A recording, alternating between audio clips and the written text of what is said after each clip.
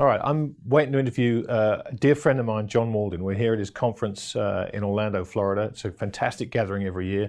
I never know what John's going to want to talk about. He's a fascinating guy who thinks about a lot of stuff, meets a lot of interesting people. I suspect healthcare is going to be on the menu. I suspect the deficits and politics are going to be on the menu, but it's always a good time. So let's see what John's got to say. It's just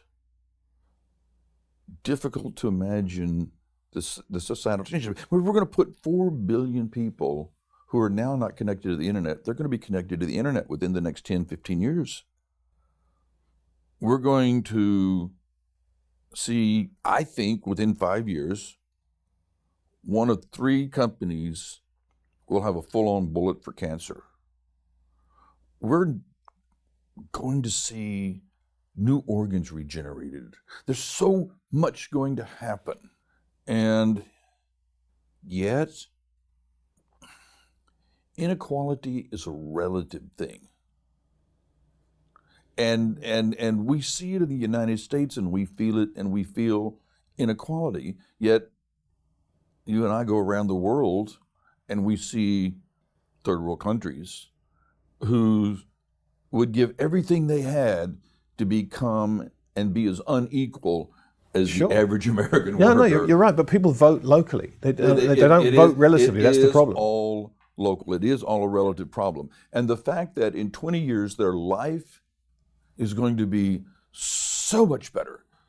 They're going to be so much richer. They're going to have so much more access to everything. It's still going to be relative.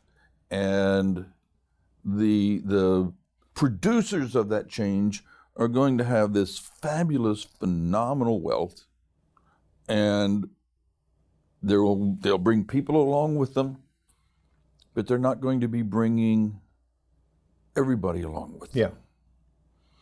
Yeah. And as a society, we have to figure out how to do that. Now, Sweden's starting to have some experiments. Finland's starting to have an experiment with universal basic income. Grant, if I say the word to you, the words universal basic income, it's philosophically abhorrent. I completely agree. But Grant, we may have to embrace heresy as a culture to survive.